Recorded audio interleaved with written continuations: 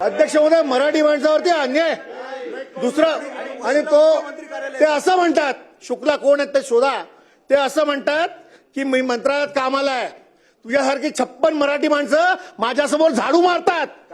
अध्यक्ष महोदय, हा मराठी माणसाचा अपमान आहे. कोण आहे शुक्ला?